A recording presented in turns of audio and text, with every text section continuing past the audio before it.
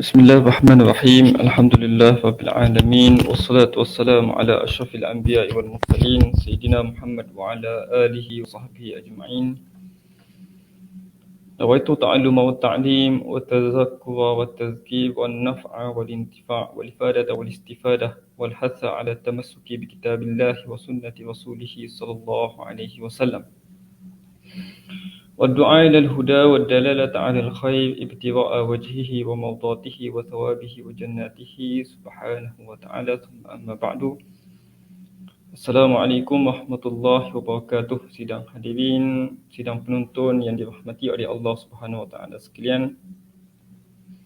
Insya-Allah kita akan menyambung pengajian kita di dalam kitab Nurul Mubin fi Qawaidi Aqaididdin yang dikarang oleh Al-Imam Al-Faqih Al-Usuli Ibnu Juzai Al-Gharnati Al-Maliki rahimahullah wa nafa'ana Allahu bi'ulumihi fid darain amin.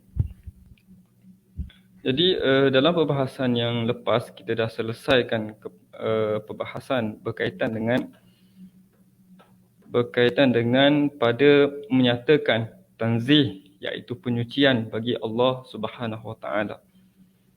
Bahawa Allah Subhanahu wa taala ini secara ringkasnya bersifat dengan kesempurnaan yang mutlak, dan juga Allah Ta'ala ini suci daripada segala aib dan juga kekurangan. Maka itu adalah maksud bagi kata-kata kita subhanallah. Dan kita sudah bincangkan pada pengajian yang lepas berkaitan dengan perbahasan ini, dan ada sedikit lagi perbahasan yang kita tidak sentuh dalam bab ini, iaitu yang terakhir, iaitu peringatan dan juga nasihat. Jadi kata musannif rahimahullah, ketahuilah bahawasanya disebut di dalam Al-Quran dan hadis beberapa lafaz yang zahirnya seakan-akan menyamakan Allah Subhanahu wa taala dengan makhluk. Ini disebut sebagai ayat al-mutasyabihat, ayat-ayat yang seakan-akan Allah Subhanahu wa taala tu mempunyai penyamaan, persamaan dengan makhluk. Contohnya apa? Seperti firman Allah Subhanahu wa taala dalam surah Taha ayat yang kelima, Ar-Rahmanu 'alal 'arsy istawa. Allah Subhanahu wa taala itu yang bersifat dengan sifat Ar-Rahman beristiwa di atas arasy. Maka ini disebut sebagai ayat mutasyabihat kerana ada tasyabuh sifat Allah Subhanahu wa taala, iaitu beristiwa di atas arasy dengan makhluk yang mana kita sebut bersemayam di dalam bahasa Melayu. Seperti mana raja bersemayam di atas tahtanya, di atas singgasananya. Maka itu ada seolah-olah seakan-akan penyamaan di antara sifat Allah Subhanahu wa taala dengan sifat makhluk. Dan lawan kepada ayat mutasyabihat disebut sebagai ayat al-muhkamat, ayat yang pasti, ayat yang jelas, yang menerangkan tentang sifat-sifat Allah Subhanahu wa taala.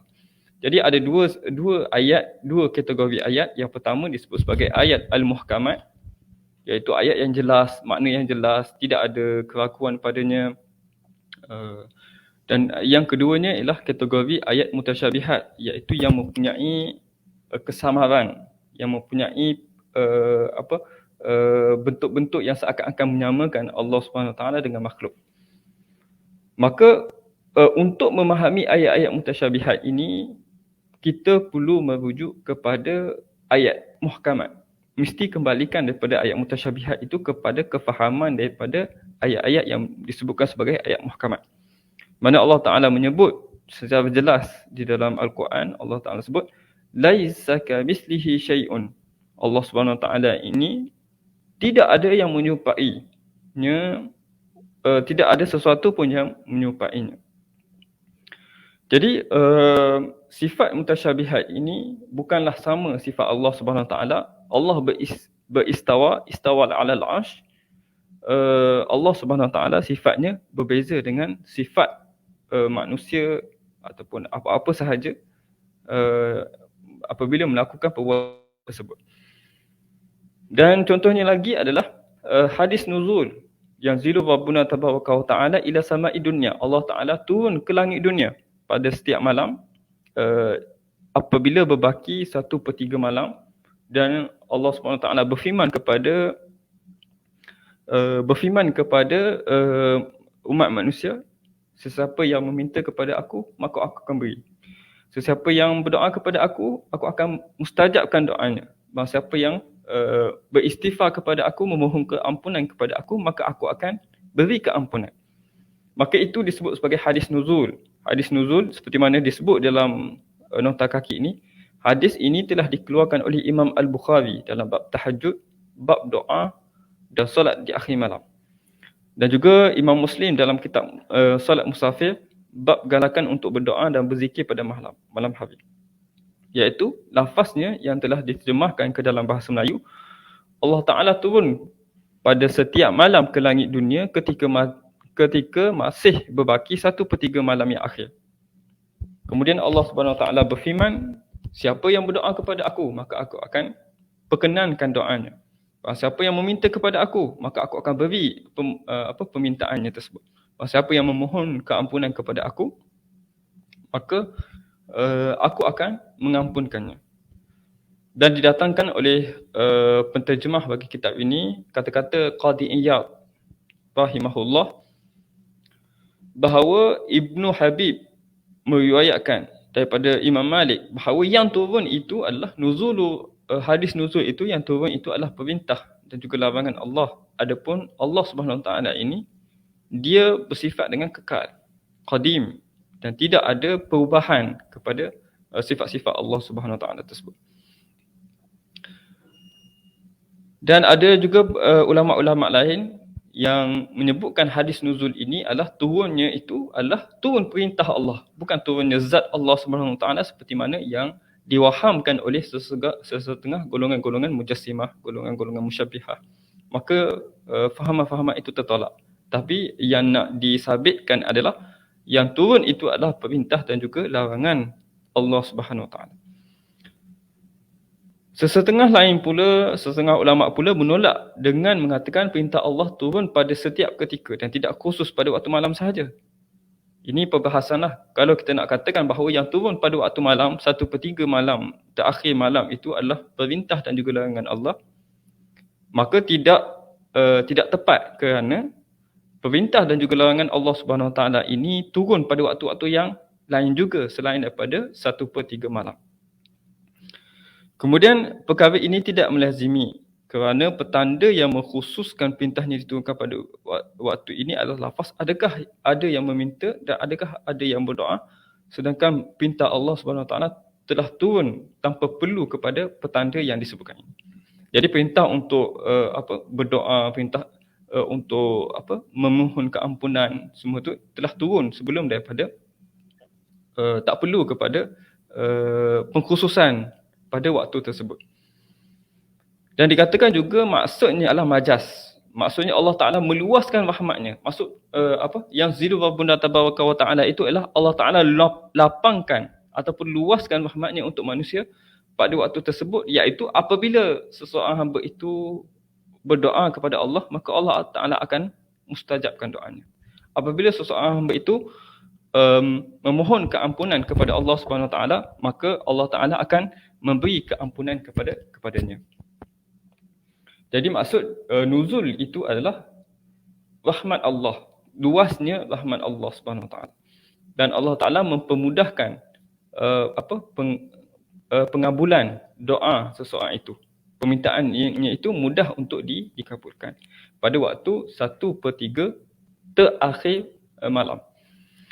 Jadi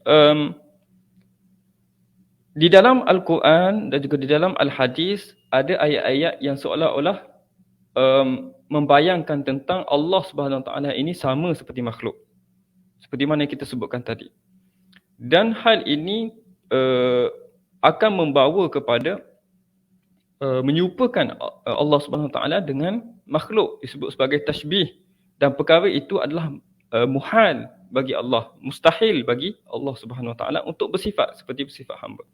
Kerana Allah Ta'ala ini laisa kamitslihi syai', tidak ada sesuatu yang menyerupainya dan dia juga tidak menyerupai sesuatu.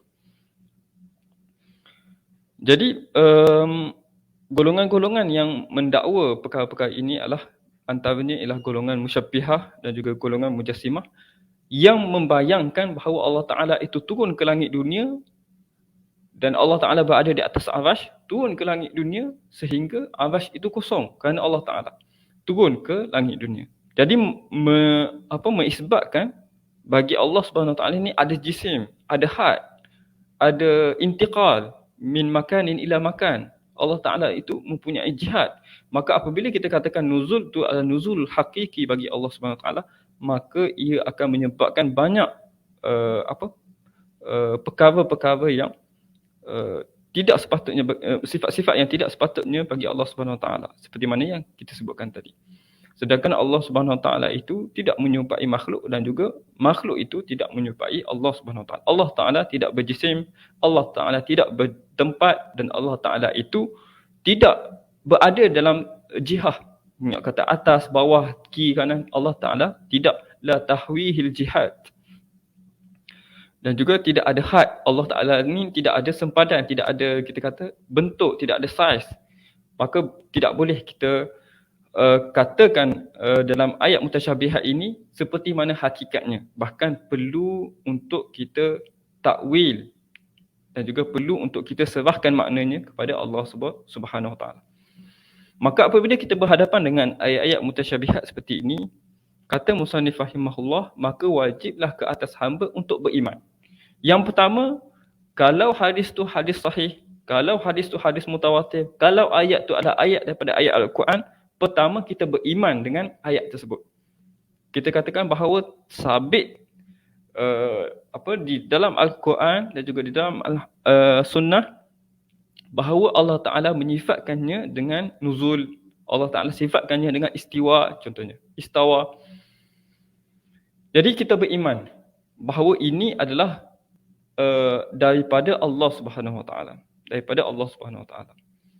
Tapi disertai keimanan kita itu dengan tanpa tashbih.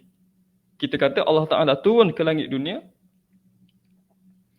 Allah Ta'ala turun ke langit dunia, tapi bukanlah seperti mana yang dibayangkan oleh kita. Seperti mana yang kita bayangkan turunnya seseorang daripada satu tempat ke satu tempat. Bukan. Jadi beriman dengan ayat tersebut tanpa tashbih dan juga tanpa ta'til. Ta'til ni adalah kita katakan bahawa ini tak ada maksud. Allah Ta'ala sebut ni adalah bukan, tak ada maksud. Tidak ada makna di sebalik istawa tersebut.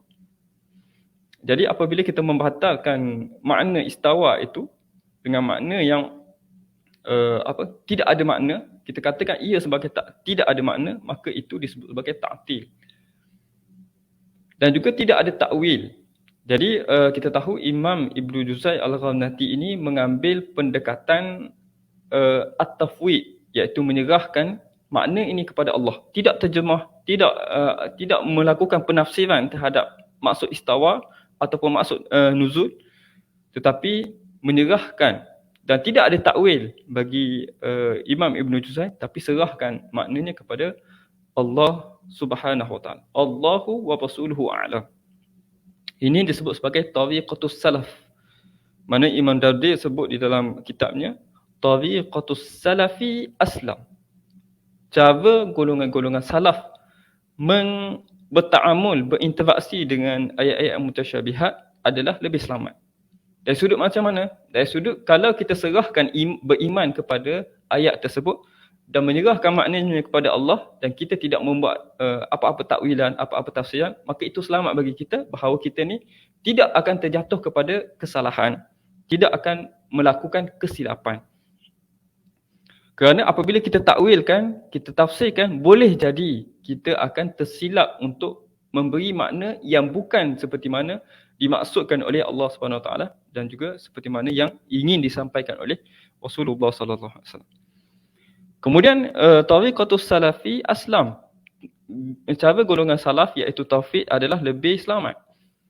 Wa tariqatul khalafi, kata Imam Dardi, wa tariqatul khalafi ahkam. Tetapi cara golongan-golongan khalaf, iaitu golongan-golongan mutakallimin yang datang selepas daripada generasi salaf, adalah lebih bijaksana, iaitu dengan memberi takwil menafsirkan maksud istawa, menafsirkan maksud nuzul supaya dapat menghilangkan syubhah.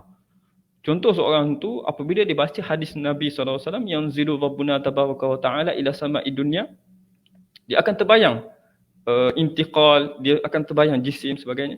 Tapi untuk menghilangkan syubhah-syubhah ataupun gambaran-gambaran yang salah, imajinasi-imajinasi yang tidak betul di dalam pemikiran seseorang itu, maka didatangkan takwil yang menghilangkan terus syubhat-syubhat daripada masuk ke dalam fikiran seseorang itu. Seseorang ami, seorang awam yang tidak mempunyai ilmu yang luas dalam ilmu tafsir, ilmu bahasa Arab dan juga sebagainya. Jadi cara golongan khalaf itu adalah lebih bijaksana, lebih tepat kepada keperluan masyarakat untuk memahaminya dengan bersesuaian dengan maksud ayat tersebut. Sebab apabila kita katakan tafwid, mungkin kadang-kadang dalam kalangan masyarakat itu tak dapat terima, kita serah pada Allah. Tapi kita nak tahu juga maknanya apa. Kita nak tahu juga apakah makna di sebalik daripada kata-kata tersebut. Contoh, Allah Ta'ala turun. Kita boleh kata bahawa untuk mengikut kaedah tafwid, kita serah je lah maknanya kepada Allah. Tapi dalam hati kita masih tertanya-tanya bagaimana Allah Ta'ala turun, apakah maksud Allah Ta'ala turun. Maka dengan itu kita mentakwilkan ayat tersebut, maka itu adalah lebih bijaksana dan juga lebih bertepatan kepada masyarakat yang selalu meminta kepada penjelasan dan juga penerangan dan juga sebagainya. Jadi Imam Ibn Juzai Al-Gharnati kat sini dia kata tidak perlu takwil. Beriman tanpa tashbih, tanpa ta'til, tanpa takwil. Walaupun kita tahu bahawa takwil ini boleh jadi takwil yang baik, takwil yang baik, takwil mahmud, ataupun takwil yang tidak baik, takwil yang teruk, takwil al-mazmum.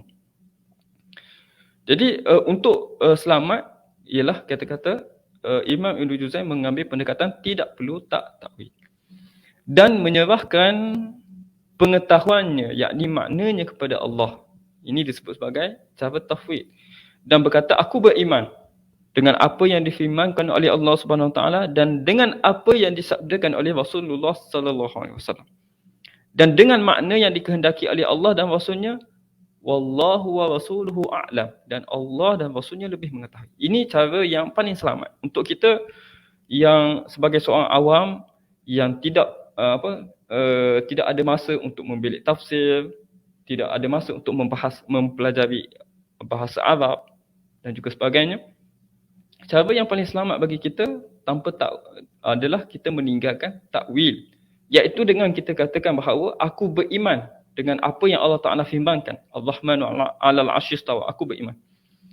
Dan aku membenarkan dan juga dan dengan apa yang disabdakan oleh Rasulullah SAW. Contoh Rasulullah sebut, yang zilu rabbuna tabaraka wa ta'ala ila sama'i dunya, aku beriman.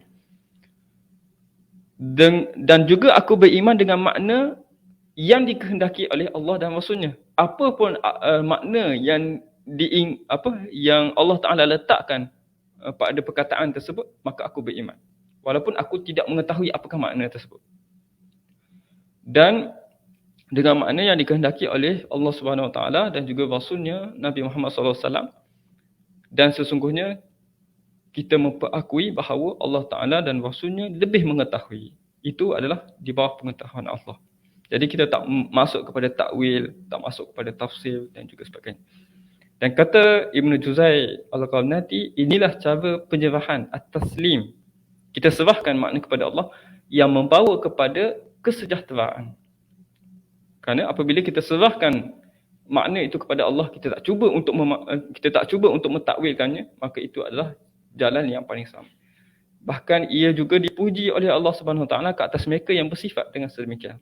Orang-orang yang beriman dengan ayat-ayat mutasyabihat, orang-orang yang menyerahkan makna-makna yang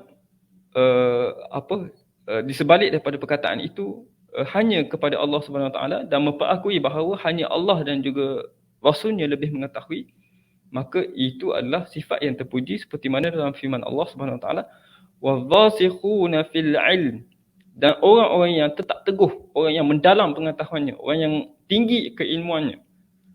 Apa sifat mereka? Yaqulu amanna bih. Mereka akan berkata, kami beriman kepada apa yang kami beriman kepada Allah. Ini orang yang rasikh, orang yang teguh keilmuannya, dalam keilmuannya. Mereka akan kata, kami beriman dengan Allah Subhanahu Wa Taala, kepada Allah.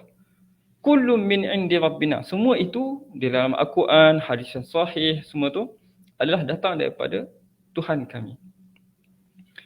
Inilah jalan para sahabat, para tabi'in dan imam-imam muslim. Begitu juga seperti Imam Asy-Syafi'i, Imam Ahmad bin Hanbal, Sufyan Ats-Tsauri, Ibnul Mubarak dan selain mereka. Mereka ini adalah disebut sebagai golongan salaf. Golongan salafus salih. Para sahabat, para tabi'in, tabi'in, antaranya Imam Syafi'i, Imam Ahmad bin Hanbal dan imam-imam yang lain yang wajib untuk diikuti dan dilalui jalan mereka. Yang perlu kita ikuti dan juga yang perlu kita tuntuni jalan yang mereka lalu tersebut. Maka ini disebut sebagai jalan tariqatus salaf, iaitu kita mentauhidkan kepada Allah. Jadi kita faham daripada apa yang telah kita bahaskan ini bahawa Imam Ibn Juzai Al-Gharnati mengambil pendekatan yang lebih selamat. Seperti mana kitab ini ditulis untuk golongan awam, maka dia mengambil jalan yang selamat, iaitu taslim ataupun disebut sebagai menyerahkan makna kepada Allah Subhanahu Wa Taala. Jadi itu untuk perbahasan yang untuk fasal yang kaedah yang ketiga. Jadi kaedah yang pertama. Jadi alhamdulillah kita dah selesai bab pembahagian tentang al-ilahiyat berkaitan dengan ketuhanan. Yang mana kita sebut pada awal pengajian dahulu, kitab ini dibahagikan kepada empat bahagian. Yang pertama mukaddimah, yang kaedah pertama, kemudian yang kedua adalah kaedah pertama, iaitu membincangkan tentang ilahiyat, bab-bab ketuhanan, bagaimana kita nak sabitkan kewujudan Allah, bagaimana nak sabitkan sifat-sifat Allah, makna kalimah la ilaha illallah, bagaimana kita nak menjawab golongan-golongan yang menyeleweng daripada ajaran Islam. Itu dalam kaedah yang pertama. Kaedah yang kedua adalah pada membincangkan tentang an-nubuwat, iaitu perihal kenabian, nabi-nabi, para malaikat, para imam dan juga para sahabat. Kemudian yang kaedah yang ketiga adalah berkaitan dengan as-sam'iyat, iaitu khabar-khabar yang kita dengar ataupun kita dapat daripada Nabi SAW. Maka itu di dalam kaedah yang ketiga. Jadi alhamdulillah kita dah selesai membahaskan tentang kaedah yang pertama berkaitan dengan sifat-sifat ketuhanan, bab pada membincangkan tentang ketuhanan. Jadi kita mulai hari ini kita akan masuk kepada kaedah yang kedua pula, iaitu pada bab yang kedua. Jadi kita dah selesai satu juzuk daripada 3 juzuk yang utama. Ini kita masuk kepada juzuk yang kedua, iaitu pada membincangkan perihal nabi-nabi, malaikat, para imam dan juga sahabat radhiyallahu alaihim. Padanya ada 4 fasal. Jadi di dalam perbahasan nubuat ini ada 4 fasal. Fasal yang pertama adalah pada menyabitkan kenabian, iaitu pada membuktikan bahawa kenabian Allah Ta'ala mengutuskan para nabi. Bagaimana kita nak membuktikan bahawa Allah Ta'ala ini mengutuskan nabi dan juga rasul kepada umat manusia. Kata musannif rahimahullah, ketahuilah bahawa Allah Subhanahu Wa Ta'ala telah mengutus para nabi dan rasul kepada makhluk. Allah Ta'ala hantar nabi-nabi dan juga para rasul kepada makhluk dan juga menurunkan kepada mereka kitab-kitab. Setiap daripada nabi dan juga rasul, Allah Ta'ala turunkan mereka kitab-kitab untuk disampaikan kepada kaum yang diutuskan oleh Allah Subhanahu Wa Ta'ala. Allah telah melebihkan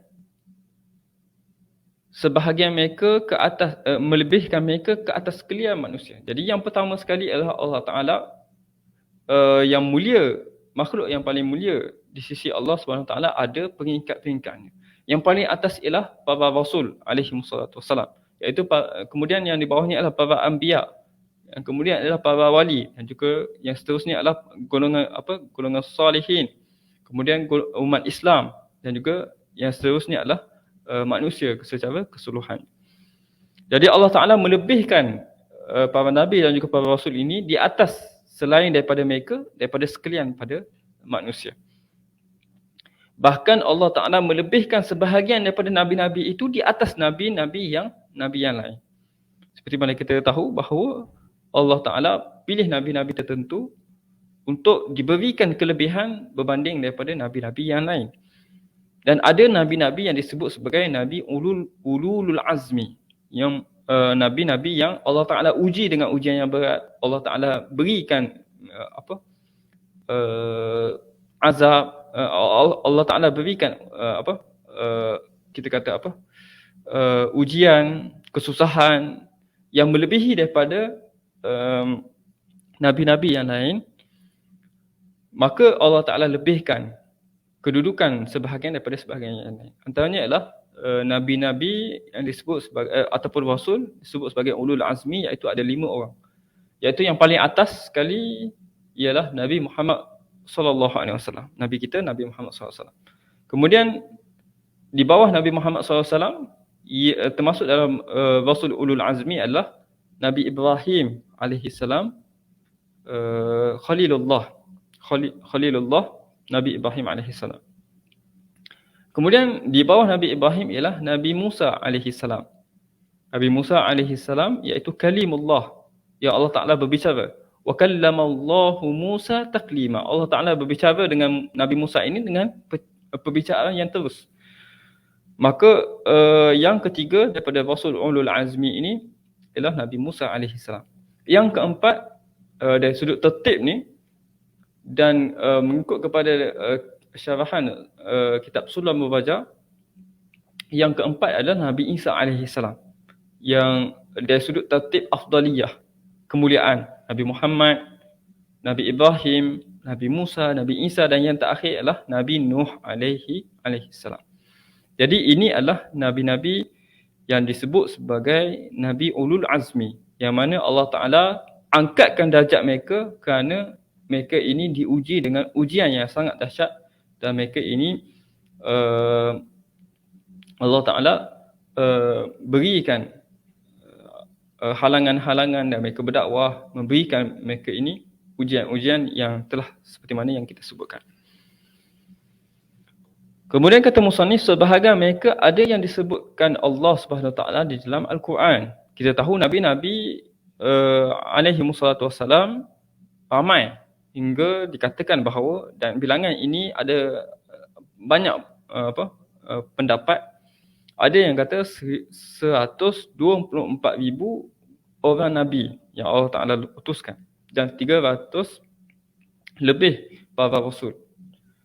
Kemudian yang perlu untuk kita tahu adalah 25 orang rasul yang Allah SWT ceritakan, yang Allah Ta'ala sebut namanya di dalam Al-Quran, dan juga yang mana Nabi SAW ceritakan di dalam hadis-hadis Nabi SAW.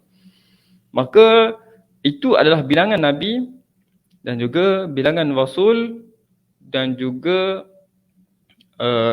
bilangan Rasul-Rasul yang wajib kita tahu namanya, iaitu 25 orang Rasul.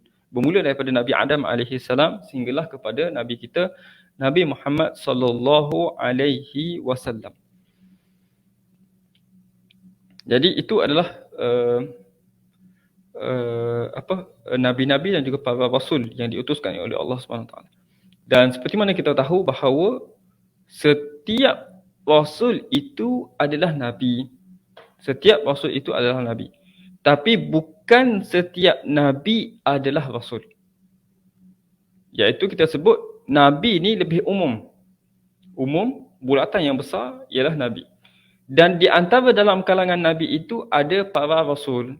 Jadi kita sebut semua rasul adalah nabi, tapi bukan semua nabi adalah rasul.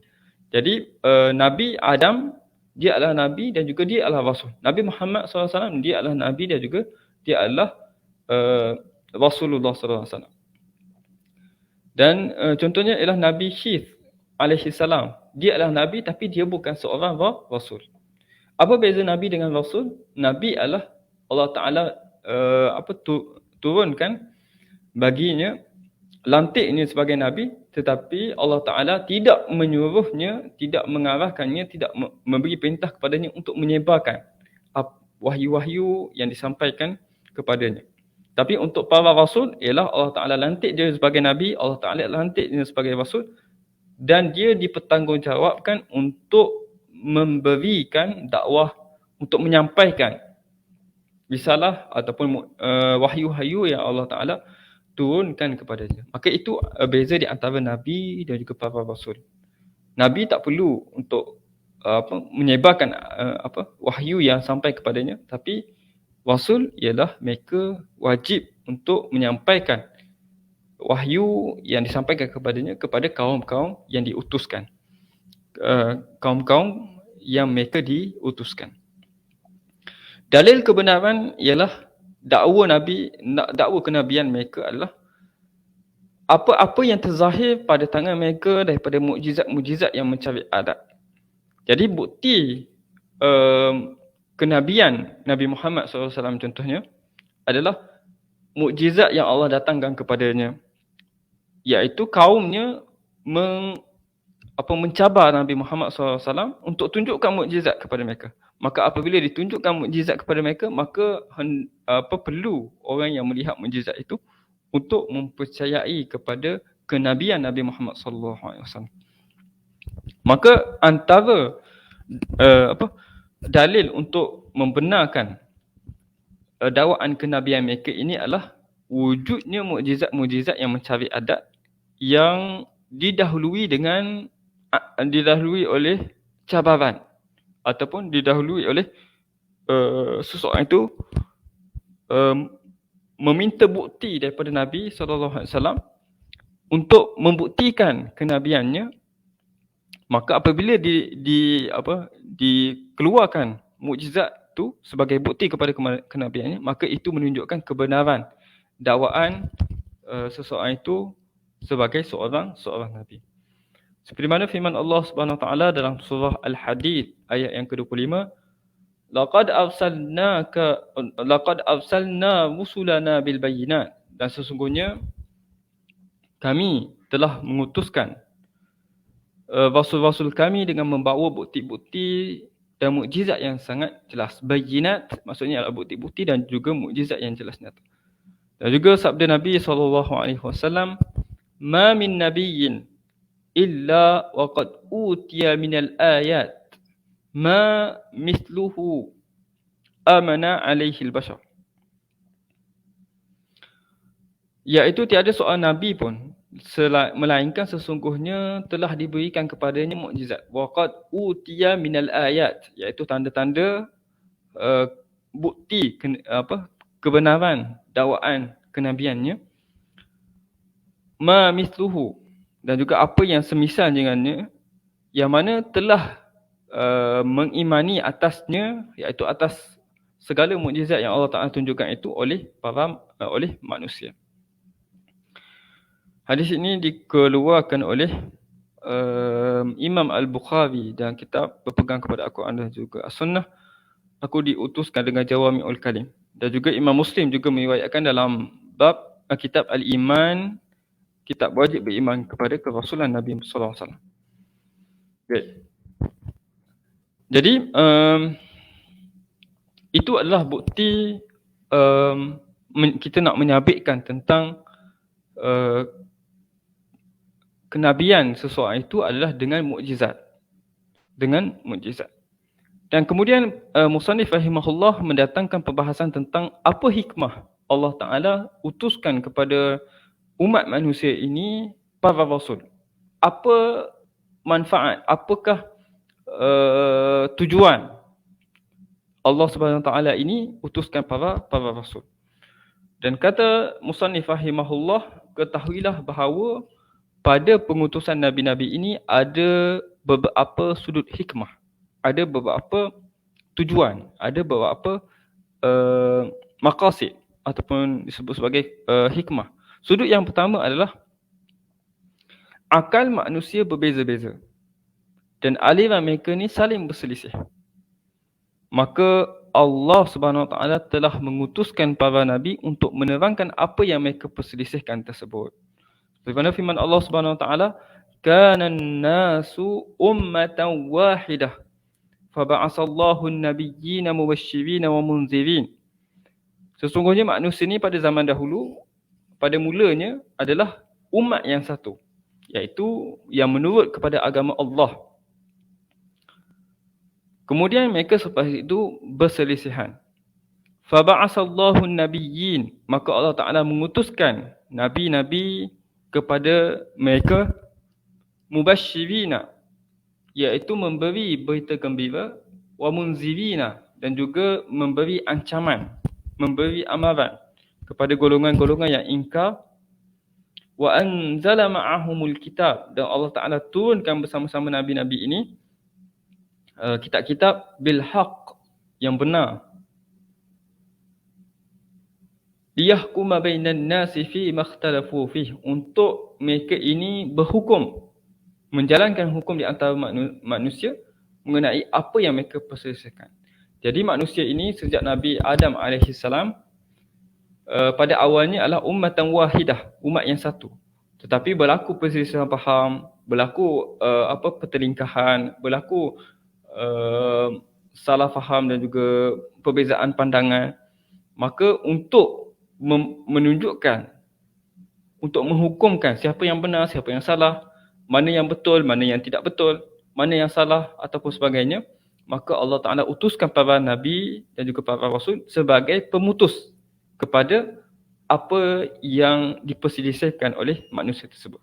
Kerana kalaulah dibiarkan manusia ini dengan fikiran mereka, dengan akal mereka, mereka tidak akan mencapai kepada kebenaran. Selama-lamanya tidak akan sampai kepada kebenaran. Kerana akal manusia ini adalah sifatnya adalah terbatas. Dia tidak akan sampai kepada kebenaran kecuali jika dibantu, jika dikhabarkan oleh wahyu daripada Allah Subhanahu Wa Taala. Sebab itu apabila dibincangkan bahawa bolehkah akal ini semata-mata sampai kepada tauhid kepada Allah dan juga menyifatkan Allah Subhanahu Wa Taala dengan sifat-sifat yang sempurna, maka itu ada khilaf dalam kalangan para ulama. Contohnya adalah seperti yang disebut oleh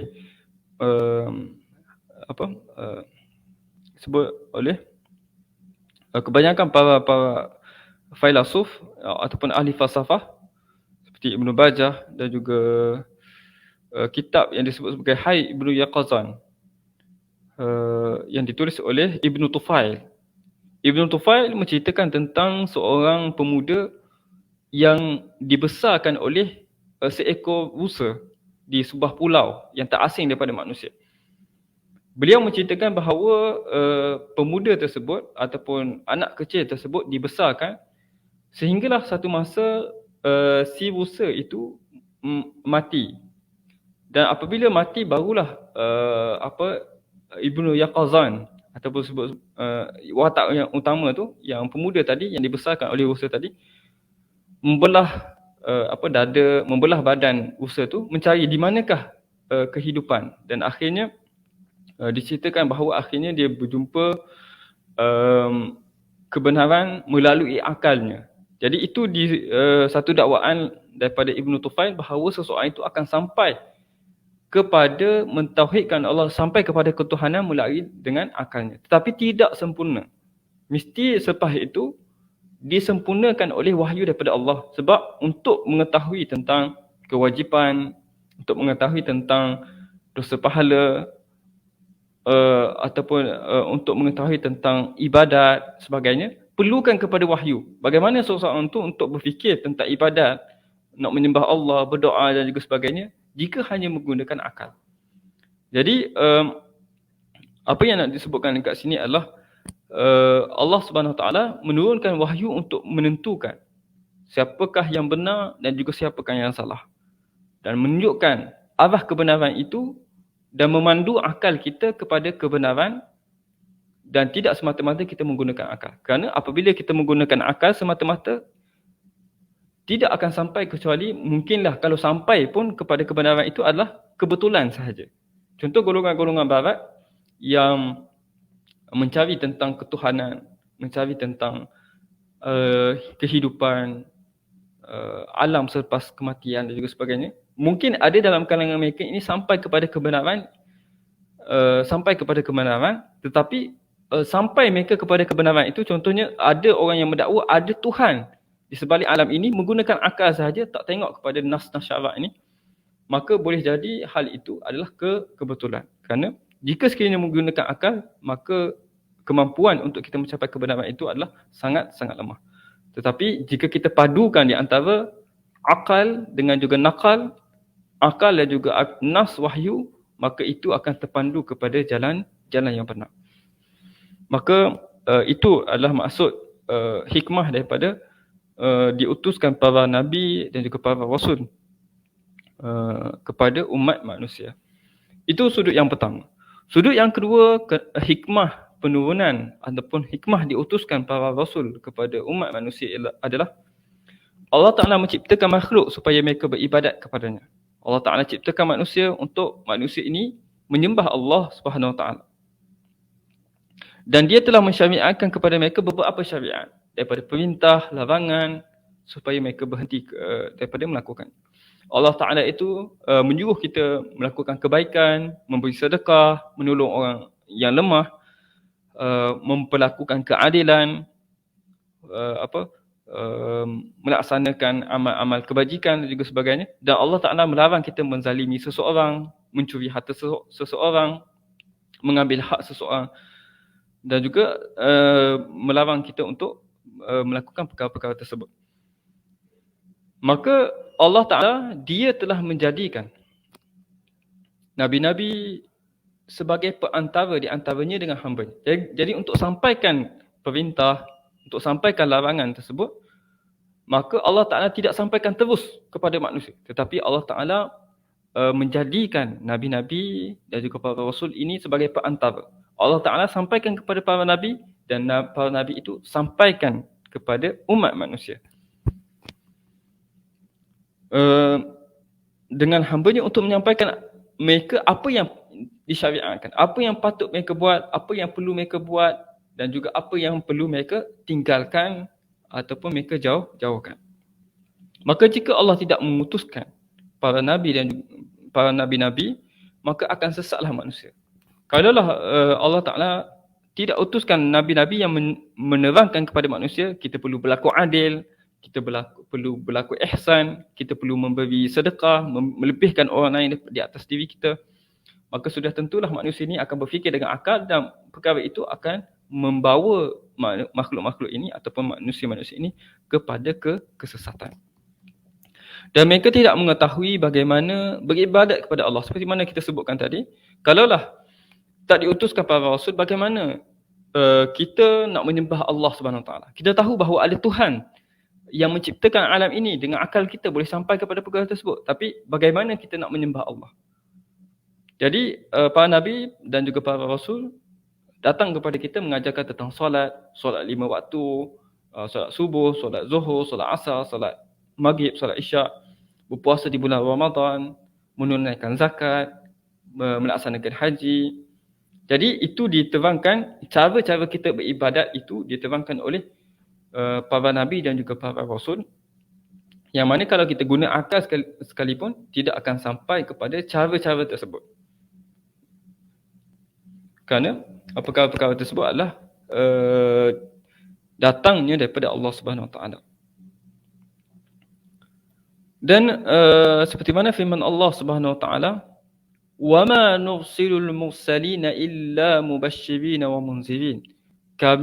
Tiadalah kami mengutuskan para rasul dan juga para nabi-nabi, melainkan mereka ini adalah sebagai pembawa berita gembira dan juga pembawa amaran. Pembawa amaran daripada Allah SWT. Oleh sebab itu Allah Ta'ala mewajibkan, disebabkan utusan itu adalah diutuskan oleh Tuhan semesta alam, Rabbul Alamin, maka wajib untuk kita taat kepada rasul-rasul dan juga para nabi. Wa ma arsalna min rasulin illa liyuta'a biiznillah. Kami tidak mengutuskan seseorang rasul melainkan supaya ditaati, liyuta'a, supaya kita taat kepada nabi yang diutuskan kepada kita tersebut dengan izin Allah Subhanahu wa taala. Itu sudut yang kedua. Sudut yang ketiga, hikmah pengutusan rasul kepada kita sebagai umat manusia adalah Allah telah mengutuskan para nabi untuk mendirikan hujah ke atas makhluknya dan memutuskan keuzuran mereka. Apa maksudnya? Maksudnya adalah iaitu jika sekiranya Allah Ta'ala memutuskan para rasul sebagai hujah ke atas mereka supaya mereka tidak dapat mempersoalkan Allah, iaitu di hari kiamat, kalaulah Allah Ta'ala bertanya kepada mereka, kenapa kamu tidak beriman kepada aku? Mereka kata, tidak datang kepada kami Nabi yang menyampaikan tentang perkara-perkara tersebut. Maka itu akan menjadi hujah bagi mereka. Tetapi untuk Allah Ta'ala mengutuskan para rasul ini menjadi hujah ke atas mereka dan memutuskan keuzuran mereka. Iaitu mereka tidak boleh i'tizar. Mereka tak boleh menjadikan alasan tidak adanya rasul itu sebagai alasan kepada perbuatan mereka untuk tidak beriman kepada Allah Subhanahu Wa Taala. Maka Allah Taala sebut, wa ma kunna mu'azzibina hatta nab'asa rasula. Sesungguhnya kami tidak akan mengazab sesiapa pun sebelum kami mengutuskan kepadanya rasul untuk menerangkan yang benar dan juga yang salah. Jadi sebelum Allah Taala nak azab seseorang itu, maka Allah Ta'ala letakkan hujah supaya mereka tidak boleh mempersoalkan Allah Subhanahu Wa Taala di atas apa yang Allah Ta'ala buat. Walaupun pada hakikatnya, pada asasnya memang Allah Ta'ala ini tidak perlu dipersoal, tapi untuk menjadikan hujah, pemati hujah kepada manusia untuk tidak mempersoalkan dan juga tidak mencari alasan untuk tidak beriman kepada Allah, maka Allah Ta'ala utuskan para nabi dan juga para rasul. Dan Allah Ta'ala kata, aku tidak akan mengazab sesiapa pun kecuali datang kepadanya para rasul alaihi wassalam. Cuma dalam ayat ini para ulama membahaskan tentang hukum ahlul fatrah. Hukum ahlul fatrah. Dan para ulama, jumhur para ulama berpandangan bahawa ahlul fatrah ini najun, iaitu terselamat daripada api neraka. Kerana melalui kalam ini ataupun melalui firman Allah Subhanahu Wa Taala, wa ma kunna mu'azzibina hatta nab'asa rasula, kami tidak akan mengazab seseorang itu kecuali kami utuskan para rasul. Jadi ahlul fatrah ini adalah disebut oleh para ulama, ta'rifnya adalah mereka yang hidup di tengah-tengah zaman di antara dua rasul, baina rasulaini. Duduk pada satu zaman yang tidak ada nabi dan juga tidak ada rasul yang diutuskan. Contohnya apa? Contohnya ialah mereka yang hidup selepas daripada kewafatan Nabi Isa alaihi salam ataupun selepas daripada diangkat Nabi Isa alaihi salam ke langit, sehinggalah kepada diutus oleh Allah Subhanahu Wa Taala Nabi Muhammad SAW.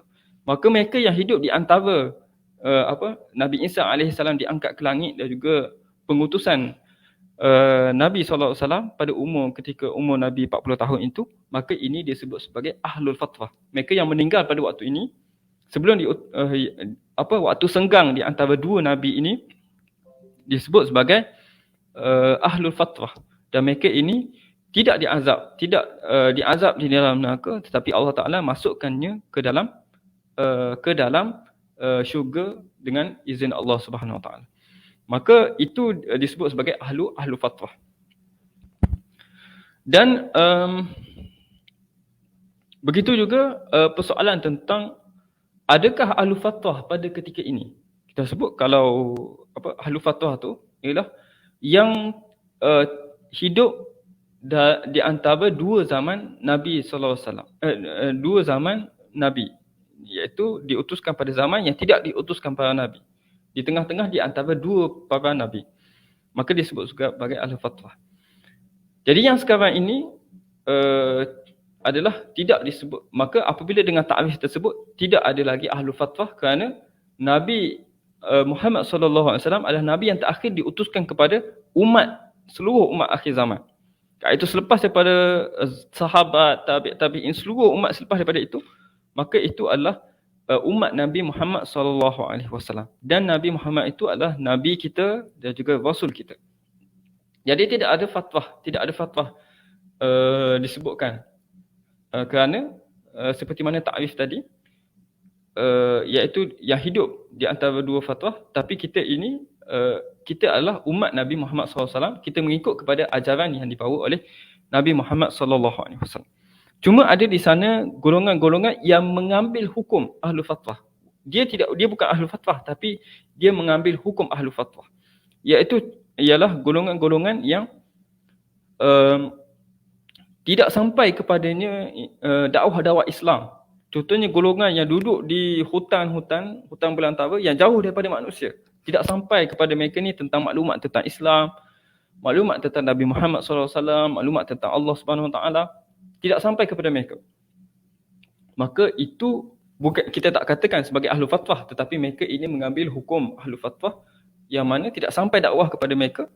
Maka mereka ini golongan-golongan yang termasuk daripada wama kunna mu'azzibin hatta nab'atha rasula. Kami tidak mengazab mereka-mereka ini kecuali datang kepada mereka ni para rasul yang menerangkan. Jadi dalam keadaan tersebut,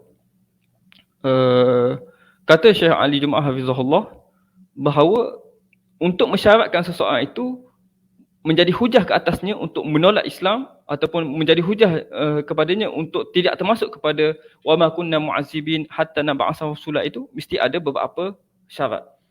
Yang pertama ialah mesti sampai kepadanya dakwah yang betul, ajaran Islam yang sahih.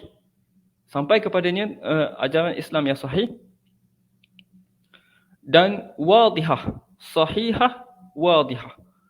Kemudian yang ketiga adalah lafitatil nazar, yang menarik perhatiannya untuk masuk ke dalam agama Islam. Jadi golongan-golongan ini jika cukup tiga syarat tersebut, mereka menolak ajaran Islam, maka ketika itulah mereka ini menjadi hujah ke atas mereka jika mereka menolak agama Islam.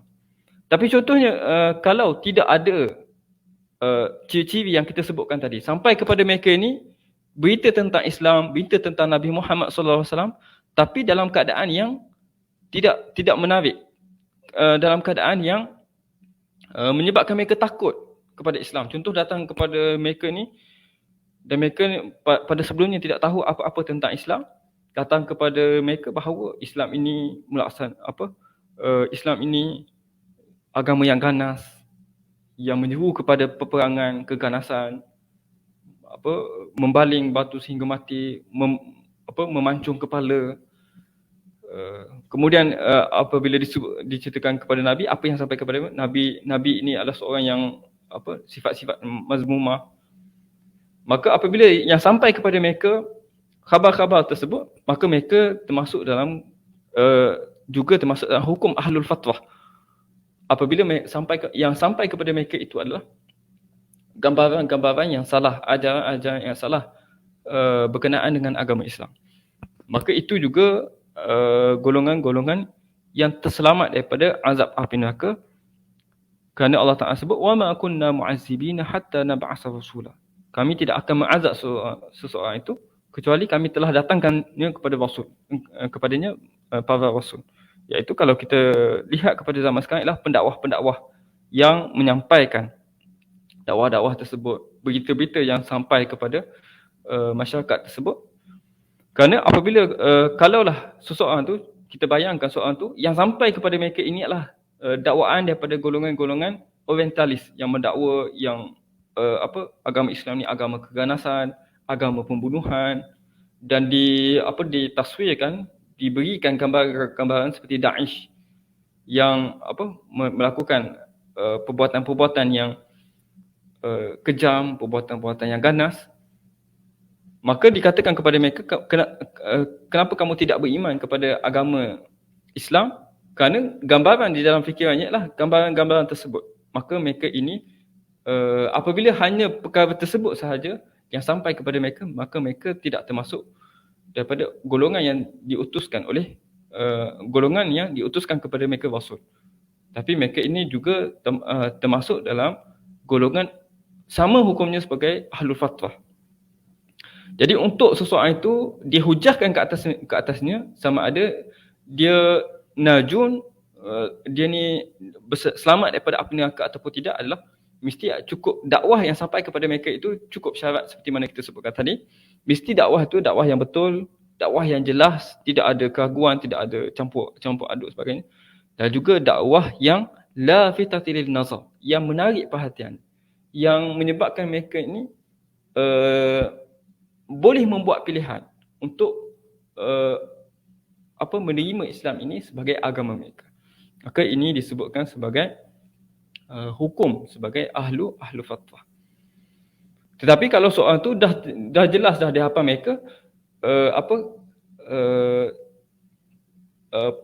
pendustaan, penipuan tentang Nabi Muhammad, dan di sebelah lagi cerita-cerita yang sahih tentang Nabi Muhammad, tiba-tiba dia mengambil yang kadzib, mengambil yang mendusta, sedangkan datang kepadanya dua-dua. Maka ketika itu barulah dia ini digolongkan sebagai golongan-golongan yang kafir, kerana datang kepadanya dakwah yang betul juga, dan dia diberi pilihan untuk memilih antara nak percaya kepada pendustaan ataupun nak percaya kepada perkara yang sahih tersebut. Maka kalau dia memilih untuk percaya kepada pendustaan tersebut, maka mereka ini sudah tentu menjadi orang-orang yang kafir. Seperti mana golongan-golongan kafir di negara-negara Eropah datang kepada mereka ni cerita-cerita Nabi Muhammad yang baik, kisah-kisah Nabi Muhammad, kebenaran Islam, tetapi mereka tolak. Maka ketika itu mereka ini adalah golongan-golongan kafir. Dan itu yang disebutkan wa ma kunna mu'azzibina hatta nab'atha rasul. Baik. InsyaAllah kita sambung untuk pengajian yang akan datang, sudut-sudut yang lain, hikmah pengutusan para rasul kepada umat manusia. Moga-moga kita mendapat manfaat daripada apa yang telah disampaikan. Aqulu qawli hadza wa astaghfirullahal azim li wa lakum. Assalamualaikum warahmatullahi wabarakatuh.